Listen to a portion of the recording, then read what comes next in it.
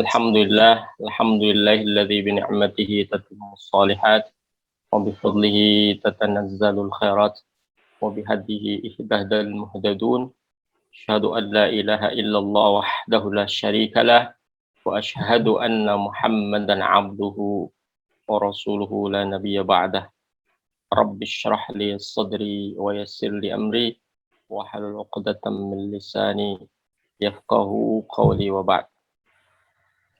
Jamaah tomboati yang dirahmati Allah Subhanahu wa taala, pada pagi yang penuh berkah ini, alhamdulillah Allah Subhanahu wa taala karuniakan kepada kita kesehatan, nikmat dan iman dan Islam, sehingga kita bisa menjalankan tugas-tugas dan amanah dari Allah Subhanahu wa taala dengan sebaik mungkin. Semoga semua jamaah senantiasa diberikan kesehatan oleh Allah, dicurahkan rahmat, dilimpahi keberkahan, dan dimudahkan segala urusannya oleh Allah Subhanahu wa taala. Jamaah sekalian yang dirahmati Allah Subhanahu wa taala, pada sesi sebelumnya kita telah mengetahui bersama bahwa Rasulullah Sallallahu Alaihi Wasallam beliau telah berhasil mengarahkan kejiwaan manusia, khusus lagi adalah masyarakat Quraisy pada saat itu, ya, untuk menemukan hidayah Allah Subhanahu wa taala. Sekalipun belum secara keseluruhan mereka beriman kepada risalah yang dibawa oleh Rasulullah Sallallahu Alaihi Wasallam. Tapi kita bisa menemukan bahwa Rasulullah Sallallahu Alaihi Wasallam telah meletakkan sebuah dasar yang disebut dengan al-qawaidu as-sulbah, al-qawaid as-sulbah, atau pondasi-pondasi dasar yang sangat kuat, ya. Kenapa? Karena Rasulullah sudah mampu mengarahkan jiwa mereka, orang-orang yang dulunya keras, kasar, ya, menjadi orang-orang yang lembut, yang sensitif, yang bisa diarahkan untuk membela dan memperjuangkan agama Allah Subhanahu wa taala. Oleh karena itu, maka bisa kita simpulkan bahwa Allah Subhanahu wa taala menciptakan manusia dengan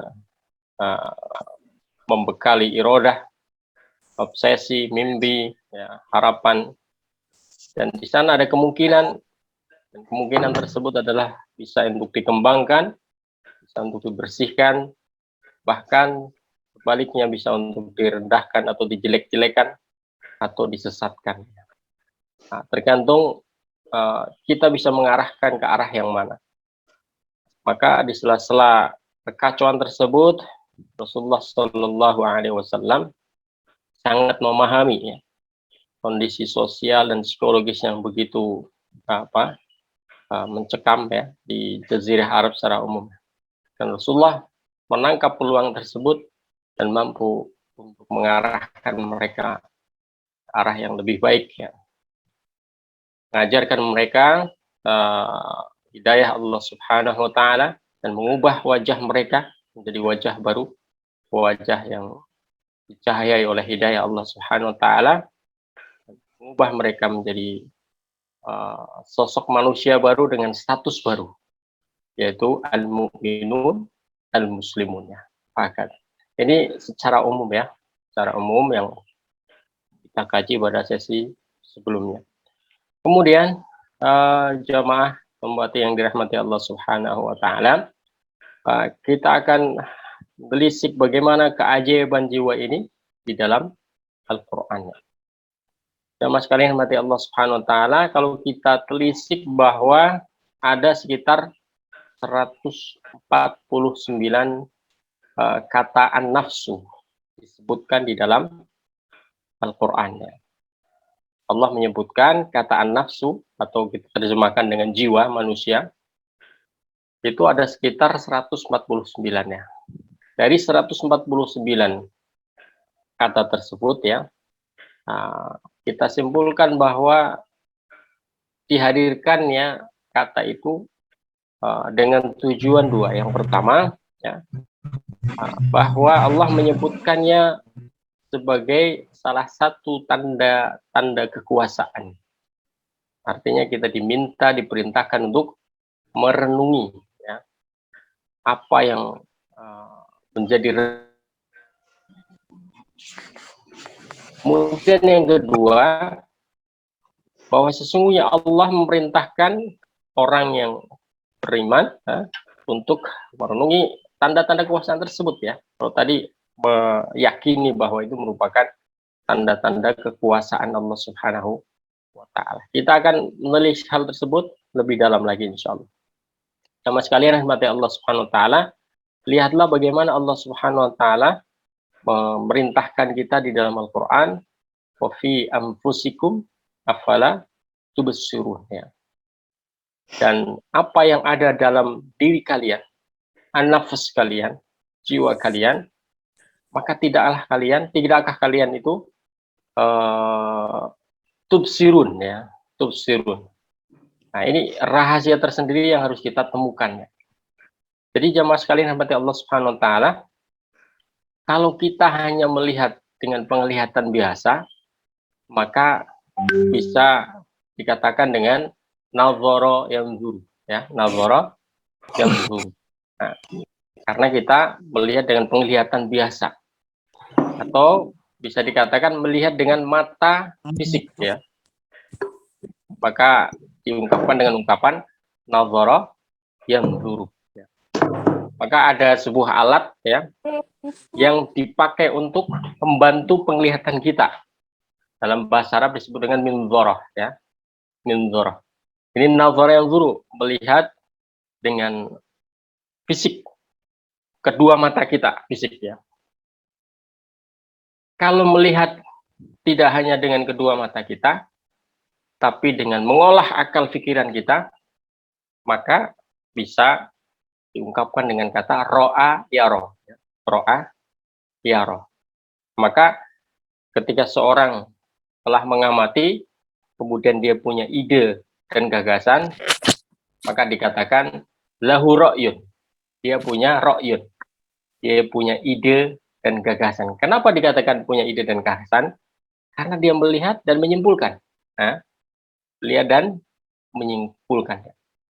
Kalau kita melihat dengan mata kepala kita, kita memikirkan, kita merenungkan, kita mendalami, kemudian kita mengambil hikmah yang apa yang terjadi di belakang peristiwa, belakang objek, ya, di belakang suatu kejadian, ya, atau suatu pernyataan, ya.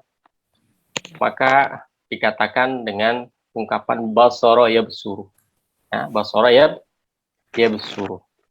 Maka sering kita dengar di dalam kehidupan sehari-hari dalam bahasa Arab itu, ya, bahkan di dalam Al-Quran juga begitu, dengan kata basirah, ya, basirah. Basirah itu bukan sekedar melihat dengan mata kepala, ya, tidak, tapi dia melihat lebih dalam lagi dengan nalurinya, dengan hatinya, dengan segenap perasaannya yang ada di dalam diri manusia tersebut. Tidak hanya sekedar melihat sekilas apa yang terlintas, apa yang lewat, ya, tidak, tapi dia melihat dengan nalurinya. Maka oleh karena itu, di dalam isyarat Qur'aniyah ini, Allah Subhanahu wa Ta'ala memerintahkan kita benar-benar merenungi rahasia apa yang ada di balik nafas kita, ya, di balik nafsu, jiwa manusia.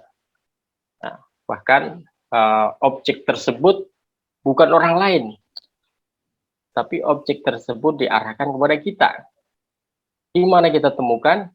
Di lafaz anfusikum, ya. Yang paling penting adalah antum, anfusikum terlebih dahulu, baru ke yang lain. Wa fi anfusikum afala tubsirun.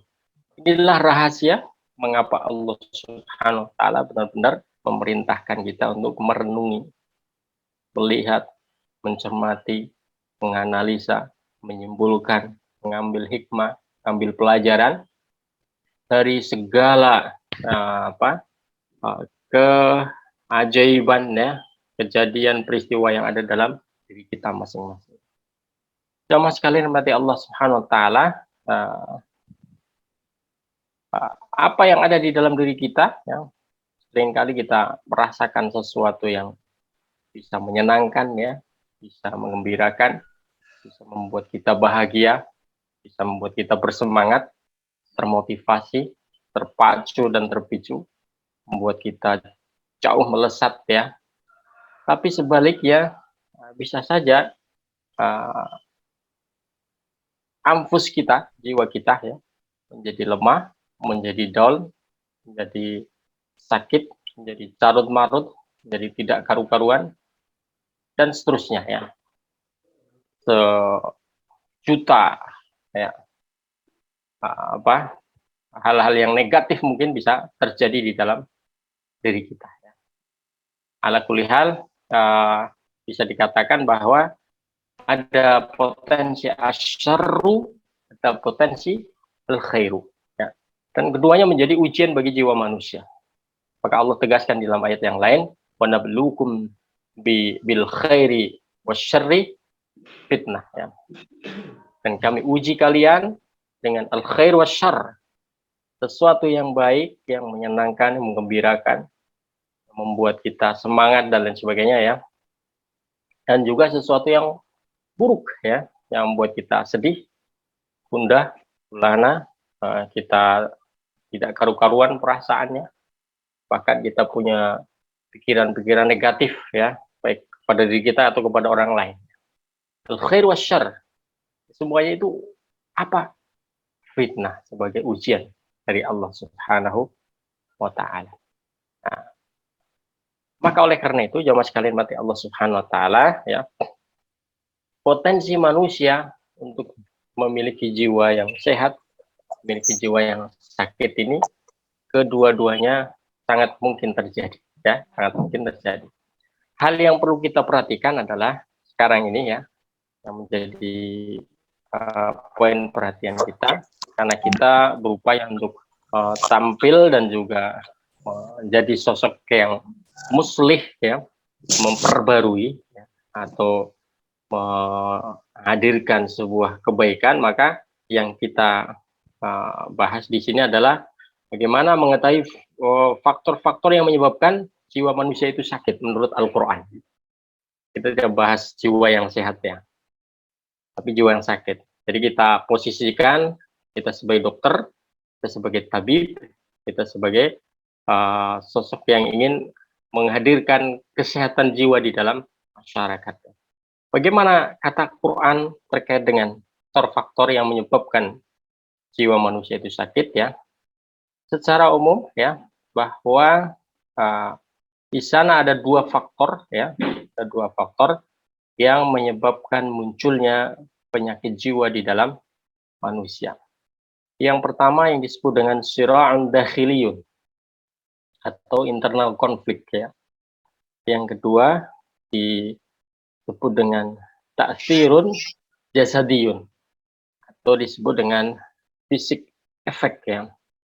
Nah, internal konflik ya, konflik dalam ya, yang ada dan terjadi di dalam diri kita masing-masing, dalam jiwa manusia. Yang kedua, fisik efek ya, atau pengaruh dari asumsi persepsi fisik baik kita sendiri atau orang lain. Ya, nanti kita akan bahas ya. Maksudnya apa? Manusia fisiknya hadir seperti itu, tapi kadang orang lain itu mempersepsikan sebagai orang jelek, orang dari keturunan atau status yang tidak baik ya, tidak terhormat, tidak berharga, tidak bernilai ya. Sehingga ini akan mempengaruhi ya, atau kita terpengaruh dengan kondisi sosial yang ada ya, apalagi di zaman sekarang ini, zaman modern. Kita akan bahas satu persatu ya. Yang pertama adalah munculnya penyakit jiwa dikarenakan internal konflik. Sira' dakhili. Nah, konflik internalnya. Jamaah sekali mati Allah Subhanahu wa taala, di antara konflik internal yang sangat mungkin terjadi di dalam diri manusia, Allah tampilkan di dalam Al-Qur'an satu sosok manusia yang sangat berbahaya. Ini menjadi contoh buat yang lainnya, ya. Tidak menyebutkan yang sederhana, tapi menyebutkan yang levelnya paling tinggi, agar ketika disebutkan sosok manusia yang levelnya paling parah, ya, paling tinggi, ya, ini akan sangat mudah untuk mendeteksi yang di bawahnya. Siapakah itu? Sebutkan di dalam surat Al-Baqarah ayat 10, fi qulubihim maradun fazadahumullahu marada walahum azabun alimun bima kanu yakdzibun. Fi qulubihim, di dalam hati mereka, maradun, ada penyakit, ya. Fazadahumullahu marada, maka Allah tambahkan sakitnya di atas sakitnya.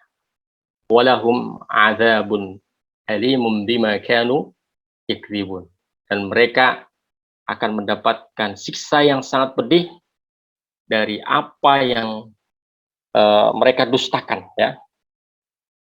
Jamaah sekalian mati Allah Subhanahu wa taala, dalam bahasa Arab itu juga ada istilah-istilah yang sungguhnya sangat berbeda.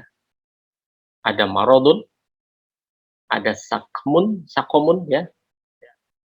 Marodun, ada sakomun. Jadi kalau disebut marod, itu bisa memaksudkan di dalamnya makna sakit fisik atau sakit non fisik. Sakit fisik atau sakit non fisik. Nah, maka dari itu di sini disebutkan, ya, marot. Kenapa? Karena yang dimaksud di sini bukan sakit fisik. Kalau sakom itu biasanya sakit fisik, ya. Mungkin telinganya sakit, matanya sakit, ya, giginya sakit, kakinya sakit, atau apa sajalah dari anggota tubuh kita. Tapi marut ini tidak senantiasa terkait dengan anggota tubuh kita, fisik kita, tidak. Tapi lebih terkait kepada qulub. Maka di sini disebutkan fi qulubihim. Fi qulubihim, di dalam hati mereka, marut, ada sakit, dan sakit yang dimaksud pasti maradul qalbi, ya, atau maradul qulubi.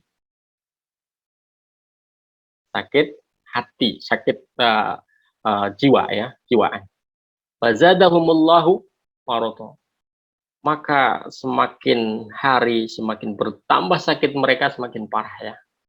Virusnya semakin menyebar, ya, menguasai dalam dirinya, pikirannya, perasaannya, dan akhirnya berefek kepada ucapannya, penglihatannya, persepsinya, asumsinya, semuanya yang didengarkan dari telinga masuk, ya, justru menambah sakit mereka. Kawalahum adzabun alim, nah, bagi mereka siksa yang pedih sebagai hukuman dan juga balasan dari Allah Subhanahu wa taala. Perhatikan di sini bima kanu yakribun, atas apa yang telah mereka dustakan. Jadi mereka mendustakan secara sikap, ya, keseharian, bahwa mereka tidak percaya dengan risalah Rasulullah Sallallahu Alaihi Wasallam. Mereka itu memprovokasi orang, ya. Mereka itu membuat statement-statement yang merendahkan Rasulullah dan para sahabatnya, ya. Mereka membuat fitnah, mereka membuat isu, ya. Mereka membuat kegaduhan, ya, dengan statement tersebut, ya, di tengah-tengah masyarakat sosial. Ini merupakan sikap mereka itu, karakter mereka dalam kesehariannya. Jadi pendustaannya tersebut, ya, itu dengan lisan, ya, juga dengan qalb, dengan hati. Karena memang mereka sesungguhnya bukan dari golongan orang-orang yang beriman. Karena kalau iman itu kan tasdiqum bil qalbi, iqrarun bil lisan, wa amalun bil arkan. Itu tasdiq, membenarkan dengan hati ya, kemudian menyatakan dengan lisan ya, kemudian juga amal, mengerjakan dengan perbuatan. Sementara mereka itu berpindah-pindah dari satu kelompok komunitas ke komunitas yang lain ya. Apa yang mereka nyatakan? Iqrarun bil lisan, iya, nyatakan, oh saya percaya dengan risalah Rasulullah, percaya. Tapi hati mereka bukanlah termasuk orang-orang yang beriman. Tapi perbuatan mereka seringkali juga mengingkari apa yang mereka ucapkan. Ini jadi masalah. Intinya apa? Intinya marot yang ada di dalam diri mereka adalah marodus syak, ya, atau dalam bahasa lugasnya sebagai marodun nifak, ya, sakit nifak, ya, sakit nifak. Nifak itu kan menampakkan ya apa yang tidak sesungguhnya yang tidak ada di dalam hati mereka. Menampakkan kecintaan tapi sungguhnya benci, ya. Menampakkan ketaatan tapi sungguhnya ingkar, ya. Itu terjadi dalam diri mereka, maka disebut dengan marodun nifak. Dan marodun nifak ini sangat berbahaya sekali, sangat berbahaya. Ini menjadi salah satu sampel yang disebutkan di dalam Al-Quran sebagai internal konflik. Dan ini harus dihadapi ya oleh masyarakat muslimin, harus dihadapi dan harus ditangani. Dan harus memahami juga ya. Harus memahami kenyataan atau fenomena seperti ini. Kemudian di dalam ayat yang lain juga demikian, surat Muddathir ya. Allah Subhanahu wa taala mengingatkan kita tentang maradus syak dan maradun nifak ini juga. Apa kata Allah di dalam Al-Qur'an? وَلِيَقُولَ الَّذِينَ فِي قُلُوبِهِمْ مَرَضٌ وَالْكَافِرُونَ مَاذَا أَرَادَ اللَّهُ بِهَذَا مَثَلًا, ya. Jadi marad yang disebut di sini juga sama ya di dalam surat Al-Muddathir ini ya, bahwa mereka di dalam hati mereka itu ada marad, dan marad itu adalah marad an-nifaq, syak ya. Sungguhnya masih ragu, belum ada kristalisasi keyakinan ya yang melekat di dalam hati mereka, belum ada. Mereka masih dalam taraf meragukan ya, belum meyakinkan. Kemudian di dalam surat An-Nur juga demikian ya. Allah Subhanahu wa taala mengingatkan kita dalam surat An-Nur ayat 80 ya. Next. Qala subhanahu wa ta'ala afi qulubihim maradun. Belum ketemu ya. Amir tabu Yang ketemu harus ayyakhafuna Salsabilah. ayyahifallahu alaihim wa rasuluhu bal ulaika humudz zalimun. Ya. Fi qulubihim marad. Ya. Di sini disebutkan lagi. Apakah di dalam hati mereka karena ada penyakit ya? Amir tabu, apakah mereka masih ragu ya? Am yakhafuna ayyahifallahu alaihim wa rasuluhu. Atau mereka khawatir, takut bahwa nanti Allah Subhanahu wa taala dan Rasulnya akan menjadikan mereka manusia-manusia yang dikuasai, yang akan dicelakakan oleh Allah Ta'ala. Jadi ini contoh lagi tentang postur manusia yang dikelilingi dengan maradun nifak ya, maradus syak ya. Dan maradus syak ini juga akan berefek yang luar biasa ya. Satu, efek kepada pribadinya, dua, efek kepada lingkungannya. Lingkungan itu juga bertahap ya. Mungkin berawal dari keluarganya juga, kemudian semakin mengembang lagi ke tangganya ya. Semakin mengembang lagi ke masyarakatnya dalam satu komunitas ya. Semakin ngembang lagi, luar biasa.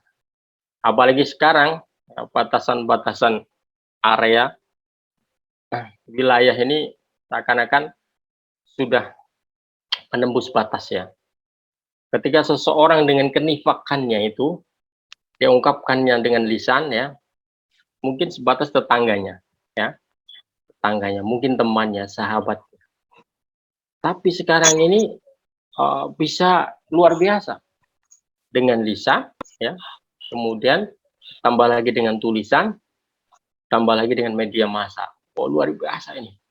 Efeknya luar biasa. Nifak, ya. Nifak. Keraguan-raguan.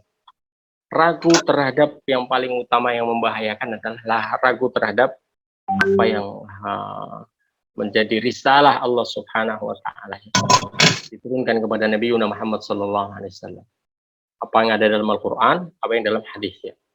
Tentang akidah ragu, tentang ibadah yang diperintahkan juga ragu, tentang adab dan akhlak dianggap nisbi, ya. Perilaku sehari-hari, ya. Senantiasa mengikuti, ya, langkah-langkah orang-orang yang tidak beriman kepada Allah Subhanahu wa taala. Jadi penyakit ini kalau disebarkan itu luar biasa dahsyat. Sangat besar sekali pengaruhnya dan bisa menggoncangkan, ya, struktur kehidupan masyarakat muslim ini. Maka kita juga harus memahami ini, bahwa ini yang akan menjadi, ya, masalah di dalam diri manusia sebagai penyakit internalnya, penyakit internalnya. Dan ini, ya, penyakit internal ini harus tangani, harus diobati. Dan obati tersebut tentunya yang paling penting adalah dengan hidayah Allah Subhanahu wa taala, apa yang ada dalam Al-Qur'an dan apa yang diajarkan oleh Rasulullah di dalam sunnah-sunnah beliau. Kalau berkaitan dengan marutus syak ini, kaitan dengan keyakinan, kebenaran ajaran agama terkait dengan akidah, maka kita harus menanganinya dengan menambahkan keimanan kepada Allah, kepada Rasulnya, kepada ajaran agama ini. Kalau berkaitan dengan adab dan akhlak, maka kita juga harus memperbaiki adab dan akhlak. Bahwa adab dan akhlak dalam Islam itu suatu yang paten, ya, konstan, tidak bisa berubah, ya. Adab dan akhlaknya seperti itu terus, ya, tidak akan berubah. Baik tempat, waktu, situasi, suasana, dan lain sebagainya. Contoh sederhana, adabut ta'am, adabul akli wasyurbi, adab yang berkaitan dengan makanan dan minuman ini nggak bisa diubah atau berubah sesuai dengan tempat dan keadaan, nggak bisa. Sekalipun antum semua itu pergi ke Amerika, Australia, ke Eropa, adab makanan dan minuman ya seperti itu dalam Islam. Bukan karena budaya mereka kemudian kita menyesuaikan mereka, tidak. Adab makanan yang paten dalam Islam, ya, makan tetap dengan tangan kanan, nggak bisa dengan tangan kiri. Gara-gara karena pelayanannya versi hotel, ya, kemudian mereka punya etiket, ya, cara makan, ya silakan saja cara makan mereka seperti itu. Tapi cara makan dalam Islam tetap dengan tangan kanan. Mau pakai garpu, tidak pakai garpu, tetap dengan tangan kanan. Mau pakai pisau pemotong roti atau pemotong beef daging, tetap dengan tangan kanannya. Apa susahnya kita mindahkan makanan dari tangan kiri ke tangan kanan? Tidak akan susah. Apakah dengan berpindah tempatnya kita cara makan kita berubah? Tidak. Tetap harus konstan. Gak boleh ragu, ya. Ini adab kita. Gak bisa diubah gara-gara karena tempat, gara-gara karena dilayani oleh pejabat, oleh orang hebat. Tidak bisa. Tetap, ya. Toh hal tersebut tidak akan merubah rasa makanannya, harganya juga tidak akan berubah. Jadi tetap, kalau marotnya terkait dengan syak tadi, kita ajarkan, tegaskan. Kalau marotnya terkait dengan prinsip-prinsip keimanan juga demikian, ya, kita tegaskan di dalam Islam. Kaitan dengan ibadah sholat, puasa, zakat, dan sebagainya. Semuanya harus kembalikan pada prinsip-prinsip dasar di dalam Islam. Baik, jamaah sekalian yang dirahmati Allah Subhanahu wa taala. Jadi kalau itu tidak dikelola dengan baik, tidak segera diobati, maka akan menjadi penyakit konflik internal di dalam jiwa mereka. Begitu juga saya tambahkan lagi, kalau terkait dengan hubungan sosial, ya, muamalah dengan yang lain juga harus segera diobati. Ya. Bukan muamalah dengan yang lain.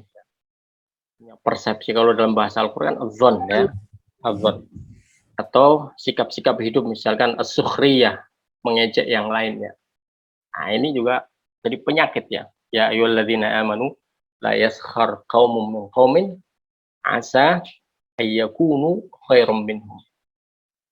Wala nisa'um min nisa'in asa ayyakunna khairum minhum. Ya. Wala talmizu anfusakum. Wala tanabazu bil alqab. Suka ya mengejek yang lain, merendahkan yang lain, menjuluki yang lain dengan julukan yang tidak baik ya. Begitu juga penyakit selanjutnya al-dzan ya, al-dzan, prasangka buruk kepada yang lain ya. Dan begitu seterusnya ya. Dalam ayat yang lain al-bukhlu juga ya, al-bukhlu, sakit bakhil ya. Kemudian juga penyakit yang lain selain itu banyak sekali ya, amradul qulub ya. Ini kalau itu dipelihara itu menjadi konflik yang luar biasa, bisa merusak jiwa manusia hingga tidak mempunyai pegangan. Kemudian kita masuk ke yang kedua ya. Ini tinggal dikit waktunya ya. Yang kedua, sebab munculnya penyakit jiwa yang kedua adalah fisik efek ya. Itu taksir jasadi ya. Taksir jasadi. Nah, inilah kita akan kembali kepada sesungguhnya tabiat manusia. Ya. Tabiat manusia yang sesungguhnya. Artinya apa? Manusia itu sudah barang tentu menyukai hal-hal yang indah, yang nyaman, yang menyenangkan, yang membahagiakan ya, fasilitas yang penuh full ya, yang tidak ada kekurangan ya, yang selalu membuat seseorang itu menjadi ceria ya. Ini tabiat manusia secara umum begitu ya. Maka di sini ada contoh, bahkan contoh ini langsung kepada istri-istri Nabi Shallallahu Alaihi Wasallam ya. Contohnya ada semacam goncangan ya, dorongan yang begitu dahsyat untuk memposisikan dirinya memiliki sesuatu yang dimiliki oleh orang lain ya. Yang bisa dinikmati oleh dirinya sendiri ya. Kita lihat dalam kehidupan sehari kan begitu. Wah, teman saya punya mobil Pajero. Saya kayaknya enak juga ya kalau punya mobil Pajero ya. Ini tetangga saya bangun rumah lebih bagus lagi. Wah, ini Abi kayaknya perlu didorong ya untuk punya rumah yang lebih bagus lagi. Maka saya punya fasilitas ini, fasilitas dan lain sebagainya ya. Dan sebagainya. Dorongan itu wajar, manusiawi.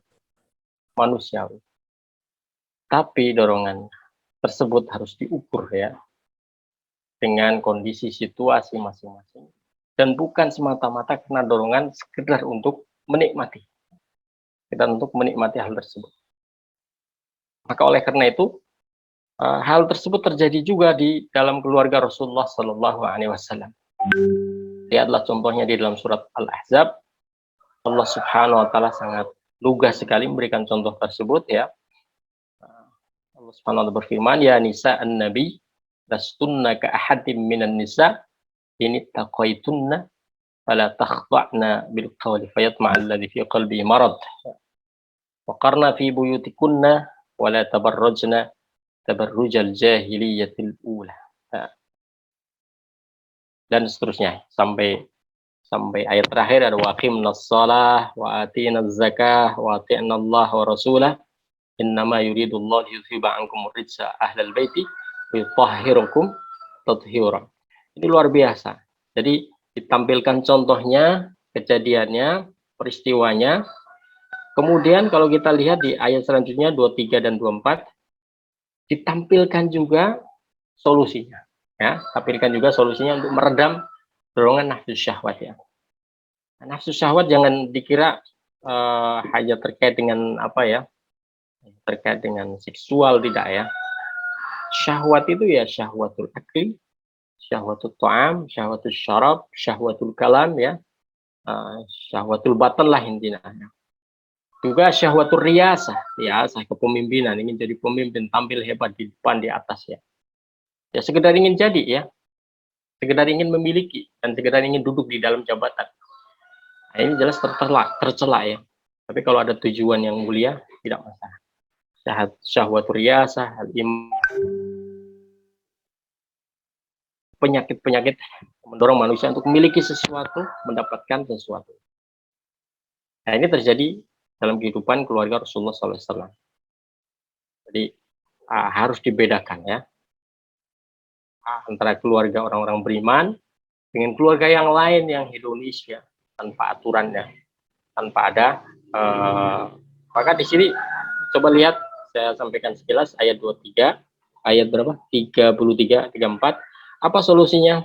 Satu, solusinya harus lebih banyak qarna fi buyutikunna ya. Berdiam diri di rumah. Artinya bukan berarti mengurung diri, tidak ya. Tapi banyak-banyak berinteraksi dengan anggota rumah tangga. Kemudian menjaga penampilannya ya.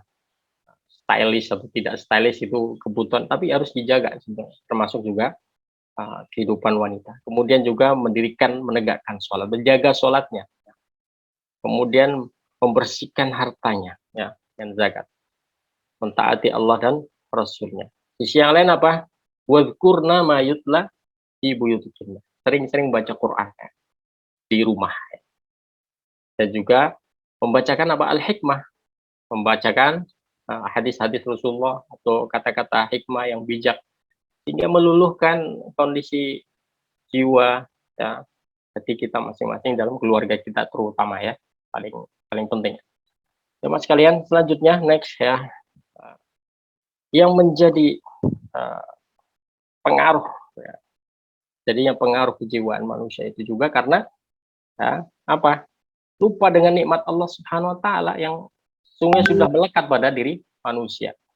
Kalian di sini dalam surat Al-Kautsar Allah ingatkan, inna a'tainakal kautsar fasalli li rabbika wanhar. Nikmat itu sudah banyak sekali, cuma kadang kita lupa untuk mengingatnya. Maka diingatkan dalam Quran ini ya. Dan tanda orang mensyukuri nikmatnya apa? Fasalli. Dia semakin rajin dalam ibadah. Tanda berikutnya apa? Dia siap untuk berbagi. Kalau di sini wanhar ini berarti berbagi dalam waktu yang khusus spesial, yaitu di bulan ketika terjadi ketika Idul Kurban ya, Idul Adha ya, Idul Hijjah ini. Jadi berbagi dengan hewan kurban ya, menyembelih hewan kurban. Ini kelapangan yang Allah berikan harus diekspresikan dengan semakin banyak mendekat kepada Allah dengan mendirikan sholat dan juga berbagi dalam bentuk ya menyembelih hewan kurban di antara salah satu. Jadi kadang manusia itu lupa dengan nikmat yang telah Allah berikan. Dan ini akan menjadi membawa efek ya, kejiwaan manusia karena apa? Karena hal-hal yang fisik ya, material yang ada di dalam kehidupan kita sehari-hari. Kemudian ayat yang lain surat An-Nasrah, Asy-Syarh ya. Allah Subhanahu wa taala berfirman, alam nashrah lak sadrak wa wada'na 'anka wizrak alladhi anqadha dhahrak wa rafa'na laka dzikrak. Ini betapa hal ini secara spesifik mengingatkan pada Rasulullah sallallahu alaihi wasallam ya. Bahwa sudah banyak sekali Allah berikan nikmat kepada beliau ya. Apa yang terjadi di luar nggak usah dihiraukan. Karena Allah pun sudah mendukung sejak Rasulullah Sallallahu Alaihi Wasallam hadir di tengah-tengah mereka. Kepada kita juga sungguhnya demikian. Kepada kita pun sungguhnya juga sama hal tersebut. Allah juga sudah mendukung kita sesungguhnya. Membukakan pintu hidayah kepada kita. Memberikan kita jalan-jalan kebaikan. Ringankan beban kita. Berikan kita nikmat yang luar biasa. Maka kalaupun kita melihat sesuatu yang ada di luar, jangan kemudian kita merasa sempit, merasa tidak ada yang mendukung kita, tidak ada yang mensupport kita, tidak ya. Tidak, sudah sekian lama Allah itu mendukung kita ya. Kita saja yang lupa ya. Maka ketika ada sesuatu yang terkait dengan proyek dakwah, proyek kebaikan, ya faida faragta fansab ya. Segera bangkit lagi, lakukan hal yang baik berikutnya. Kemudian yang selanjutnya masih ada beberapa ayat lagi ya, banyak di sini. Saya sekilas saja ya. Di dalam surat Ad-Duha juga demikian, wadduha wal laili idza saja, ma wadda'aka rabbuka wa ma qala. Intinya dalam surat Ad-Duha juga demikian, bahwa kalau ada terjadi di luar ya, yang mempengaruhi kondisi keadaan diri kita ya, ingat lagi nikmat yang telah Allah berikan kepada kita semua itu. Bukan berarti Allah itu meninggalkan kita. Kalau di sini kasusnya adalah kasus Rasulullah SAW ya. Begitu banyak tekanan-tekanan ya, intimidasi ya, dari orang-orang Quraisy ya, kafir Quraisy itu ya. Itu merasa sendiri ya. Tidak ya. Ma wadda'aka rabbuka wa ma qala. Tidak. Dan disebutkan lagi nikmat-nikmat yang telah Allah berikan kepada beliau Rasulullah SAW. Tentunya ini juga pada kita semuanya sama ya. Jadi flashback kondisi kita sebelum ini sangat penting. Sangat penting. Apa yang kita alami sekarang, nah, tidak jauh lebih buruk ya dari apa yang kita alami sebelumnya. Maka kita flashback ke belakang. Betapa Allah Subhanahu wa taala memberikan nikmat kita luar biasa. Kemudian yang selanjutnya bahwa di dalam kehidupan sosial juga harus kita jaga. Ya. Membangun milieu, membangun bi'ah, ya. Komunitas ya, sosial juga harus kita ciptakan, berusaha kita ciptakan. Di antaranya apa?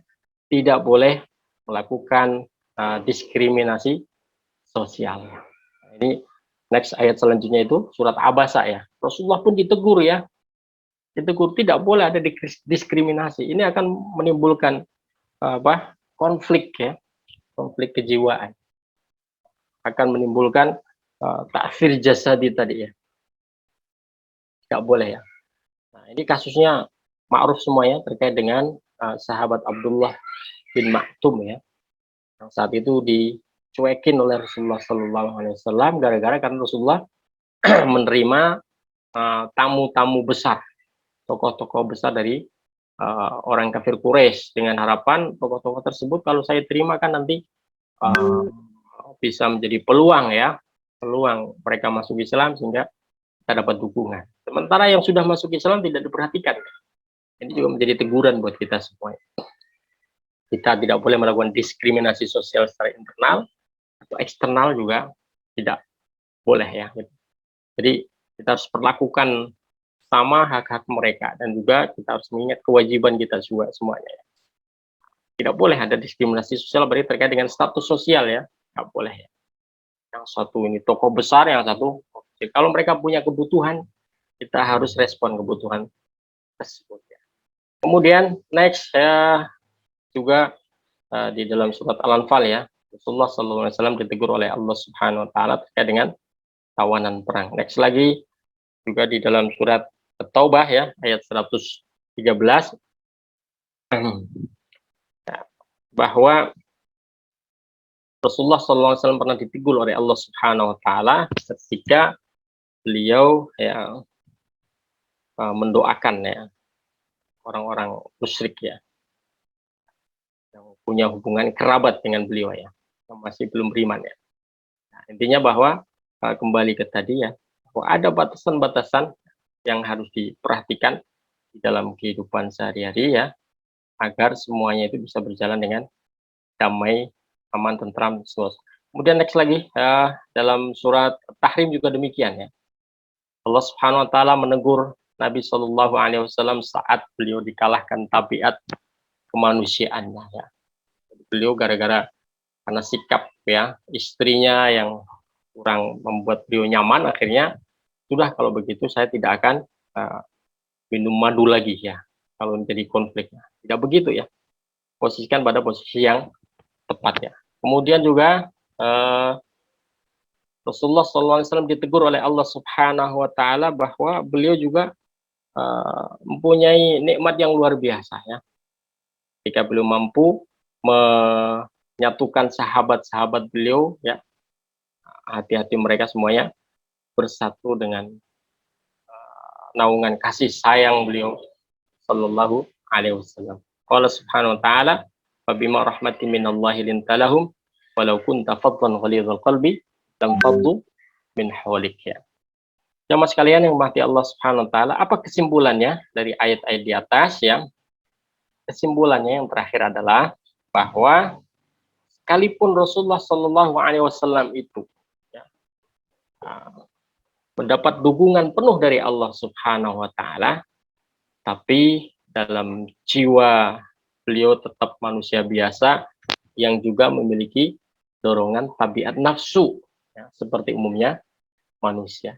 Nafsu dalam arti ada dorongan keinginan untuk memiliki, mendapatkan, dan seterusnya. Maka dari itu beliau sangat paham apa yang bergejolak pada umumnya manusia.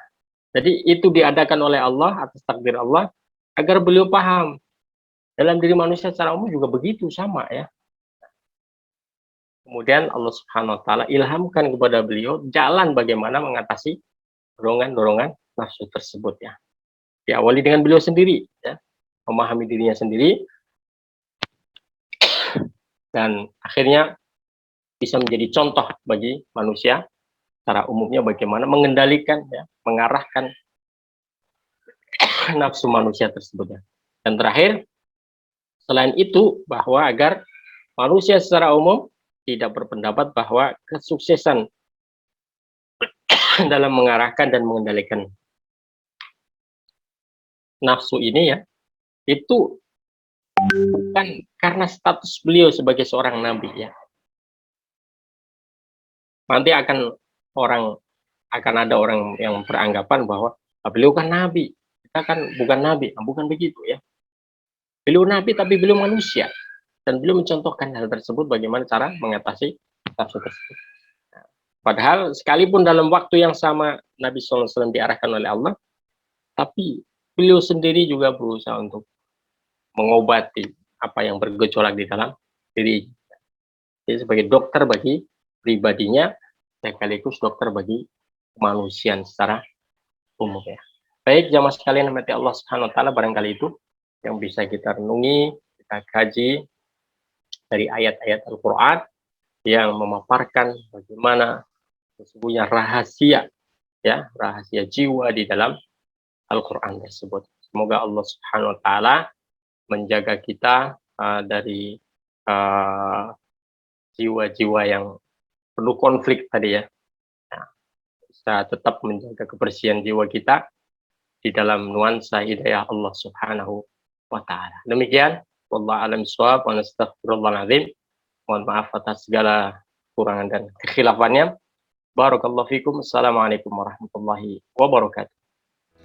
Waalaikumsalam.